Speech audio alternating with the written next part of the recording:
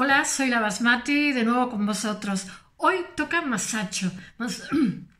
Masacho en realidad es como un mote que le ponen que significa desaliñado. Su nombre es un nombre mucho más largo y más complicado. Se llama Tommaso di Ser Giovanni di Mone Masaccio. Bueno, Tommaso di Ser Giovanni di Mone. Es hijo de un notario. Bueno, voy a hablar hoy de la capilla Brancacci, de una escena que se llama El Tributo. Hoy voy a hablar un poquito de su vida y luego hablo de la escena, porque la escena que tiene Moya es preciosa. Este señor, gracias a él, se inicia la perspectiva. Es del 400. Es el primero. Muere muy jovencito, envenenado, se supone, con 27 años, y no trabaja ni llega a 10 años. Algo que en arte es impensable, sin embargo pasa la historia porque es un genio, es excepcional. De hecho le llaman el desaliñado porque se entrega tanto al trabajo, tanto que va vestido de cualquier manera. Incluso sus compañeros le dicen: venga, reclama el dinero que te debe, y dice: bueno, cuando no tengamos para comer. O sea, es una persona que está totalmente, vive por y para trabajar. Bueno, es decir que él tiene la llave de la pintura del Renacimiento, porque hay una serie de autores. Ya sabéis que hay una época de tránsito y una época donde ya nos metemos. Él es el vínculo, o sea, él es el nexo de unión entre Giotto y Piero della Francesca, que os hablé el otro día. Él es el eslabón que une a ambos. Él empieza a utilizar la perspectiva en todas sus escenas, que son maravillosas.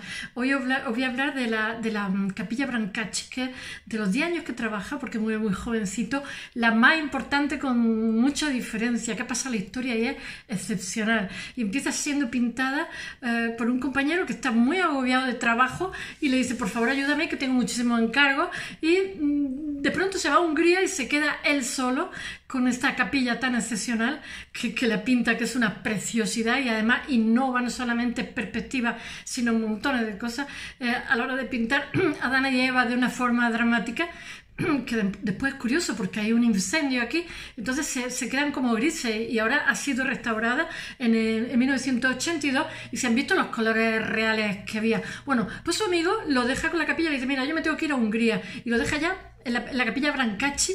Mira, esto es una chuleta que me hago porque no me acordaba. Giotto, Piero della Francesca, y se me olvida. Estoy como los niños pequeños, pero es un poco incómodo ponerlo así para leerlo. No he caído. Otro día me haré la chuleta por aquí o alguna cosa así.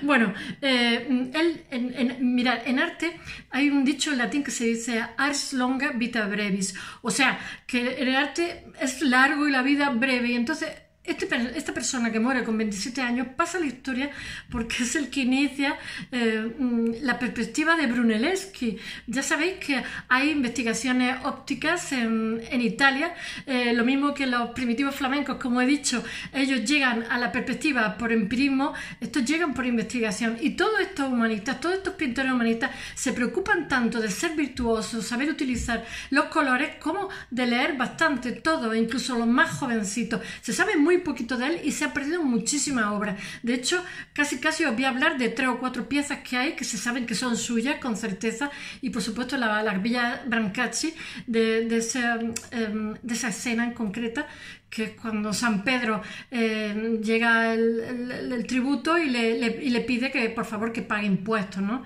Y entonces Dios le dice a San Pedro, o sea, Cristo le dice a San Pedro que saque un pez, coge un pez y tiene una moneda y se la da.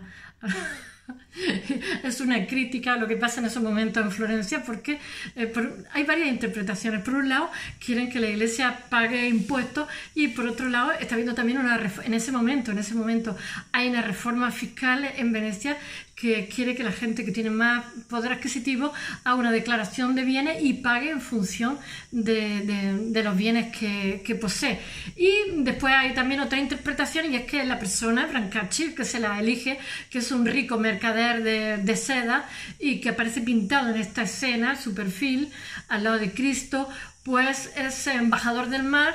Y bueno, pues quizás tenga que ver también con eso, ¿no? Con el patrón que haya impuesto el tema que él quiere, porque normalmente los que te pagan mandan y deciden el tema. Bueno, vamos a su vida, que estoy intentando contar la obra, y me interesa muchísimo contar un poquitín su vida, aunque no se saben montones de cosas. O sea, no se sabe si tiene formación, porque mirad, la madre, el padre cuando él es jovencito tiene un hermano más que es pintor. Los padres económicamente tienen dinero, no son ricos, ricos, pero son como si dijéramos una especie de gente con capacidad adquisitiva. Entonces, el otro hermano también, Giovanni y Tommaso son los dos artistas y también será conocido, menos importante que esto. Quiero decir que el padre muere pronto y la madre se casa con un mercader de sedas también con capacidad adquisitiva, y se va a vivir a otra casa.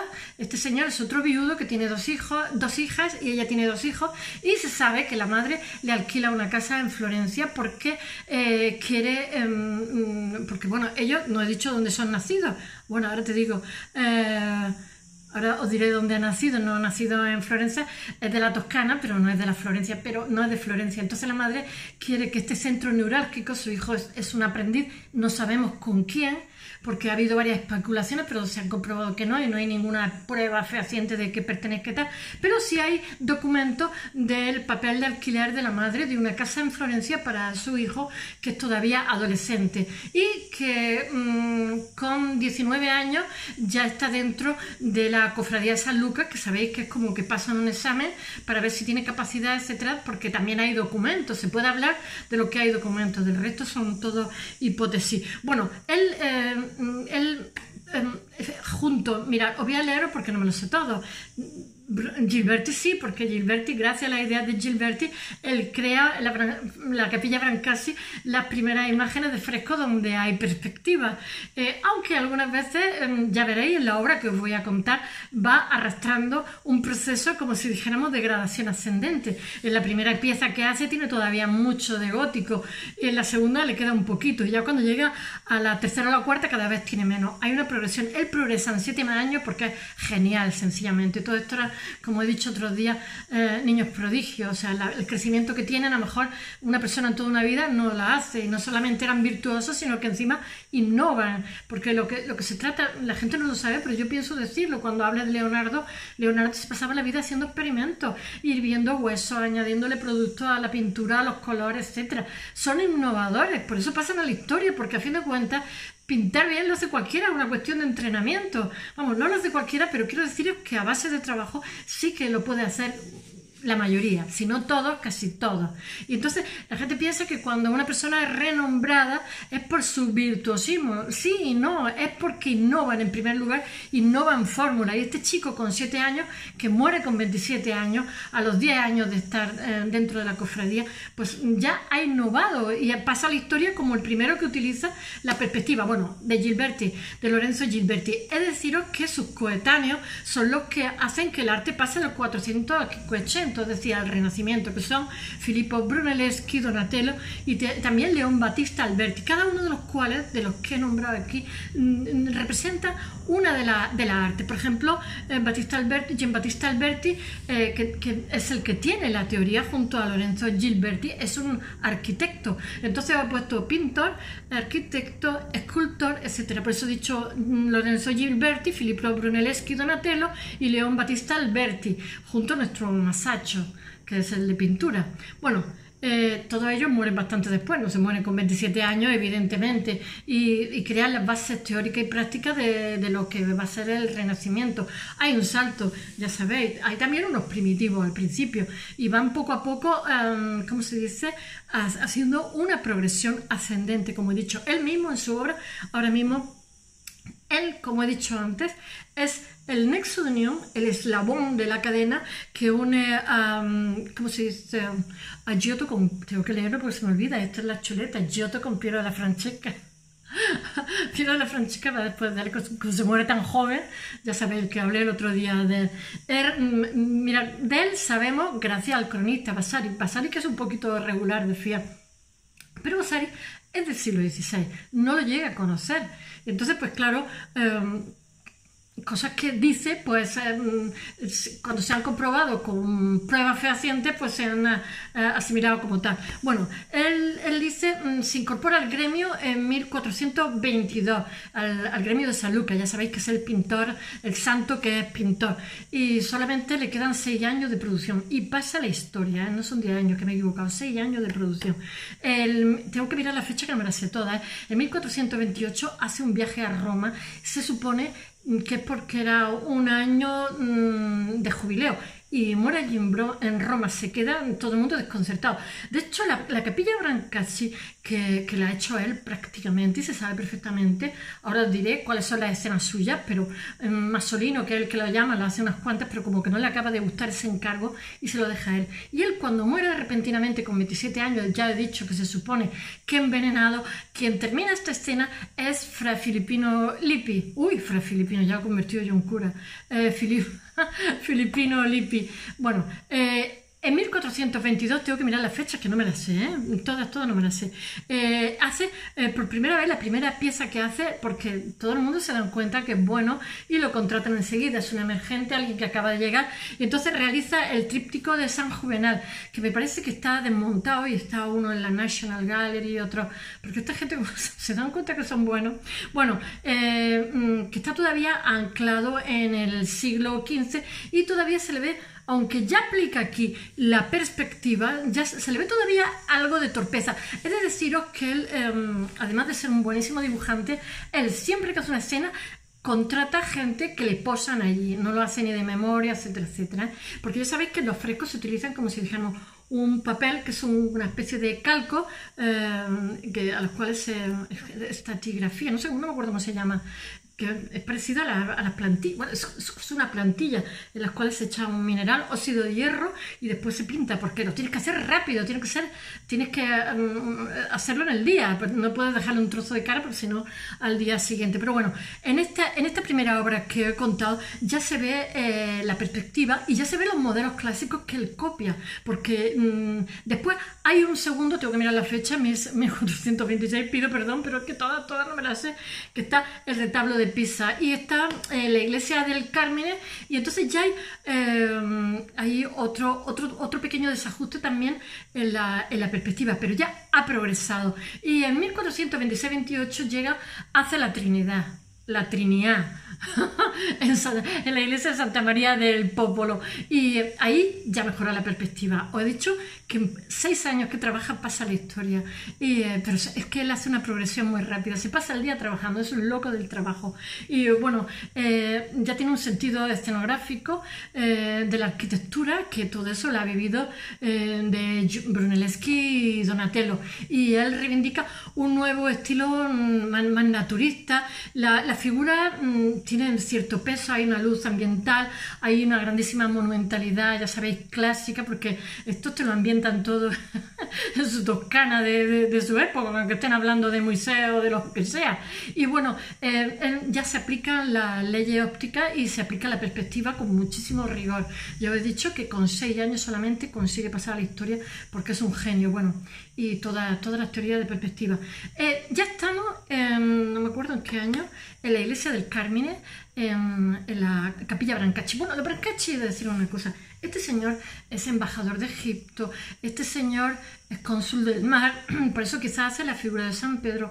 Este señor es una figura, es un patricio prominente de Florencia, pero este señor, su estirpe se acaba, porque ya sabéis que todo se acaba en esta vida. Entonces, pero ellos tienen, como si dijéramos, la tutela de esta iglesia, la tienen en esta época, porque son patricios, y no solamente es que la cuidan, sino que pagan a un artista para que decore con fresco, y esto lo tienen, la tutela de esta iglesia la tienen desde 1380, donde su estirpe se genera, hasta 1780, para que os hagáis una idea. La suerte es que no han arrancado los frescos, como nos ha pasado aquí en Soria, porque es una pasada de bonito. De hecho, estos frescos han sido restaurados y han sido estudiados en el siglo XIX y sobre todo en el siglo XX, que es donde se data y se dice, esto es de nuestro pintor, esto es de otras manos, esto es de Filippo Lippi, etc. Y nuestro pintor prácticamente la hizo entera, si no es porque muere repentinamente, porque además se supone que es envenenado, porque de la forma en que murió todo el mundo se sorprendió, no había ni comido nada raro, ni hecho ejercicio, etcétera, etcétera. Bueno, esta familia Brancacci de Florencia, de Firenze, es sustituida en un momento dado por su estirpe se acaba, pero siguen teniendo la iglesia, la tutela de la iglesia, y ellos son sustituidos, pierden poder y son sustituidos por los Medici. He dicho que es uno de los patricios de allí. Bueno, es cónsul del mar en 1422 y se supone que la temática que hace nuestro Uccello es porque tiene que ver con esto. Hay muchísima especulación, realmente no se sabe. Bueno, los Medici lo hacen desterrar en 1436 cuando llegan al poder, porque ya sabéis que es quítate tú para ponerme yo, que en teoría era una república con una señoría. Bueno, allí el que llegaba al poder excluía al que había. El amigo de nuestro pintor se llama Masolino, y en un inicio, en 1424, se la piden a Masolino. Y Masolino está muy agobiado por otros trabajos que tiene y se la da. No es que se la da, al principio la comparte, y después, como este trabaja ahí, pero bueno, a fondo, le dice: mira, yo tengo mucho más encargo, me tengo que ir a Hungría, y porque tengo otro encargo más interesante. Y es cuando se queda, porque es muy jovencito todavía, pero Masolino y él eran muy amigos, tenían otros amigos también que eran artistas de esta época, y entre ellos se pasaban trabajo.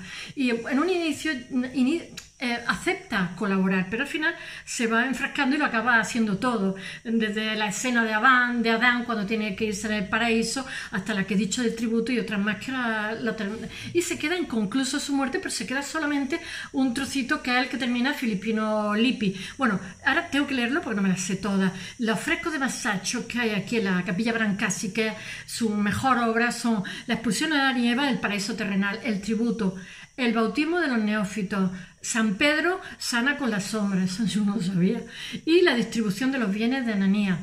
Al morir, bueno, ya he dicho que queda la obra interrumpida, y bueno, el tema de estos frescos gira en torno a la figura de San Pedro. Ya sabéis que San Pedro es el santo de los pescadores, yo no lo sabía, yo siempre pensaba que era la Virgen del Carmen, porque el día de la Virgen del Carmen están ahí todos los pescadores en el mar pegando pitillos y tal, pero no sabía que San Pedro era. Pero bueno, sí, ahora pensando en su historia sí que lo tengo.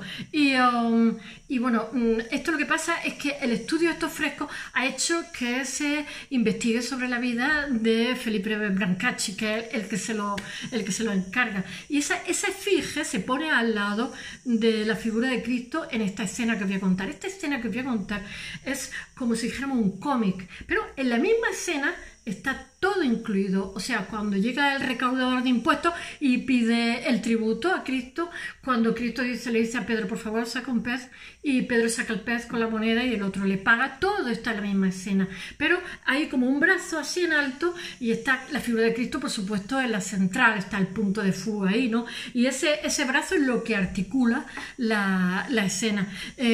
Bueno, os he dicho que la especulación es que la Iglesia quiere estar exenta de pago de tributos que hay en ese momento, porque le quieren hacer pagar, y también se especula con que puede ser, como he dicho al principio, el que se quiere hacer que las personas con más dinero paguen más, y hagan una declaración de bienes y paguen en función de los bienes que tienen.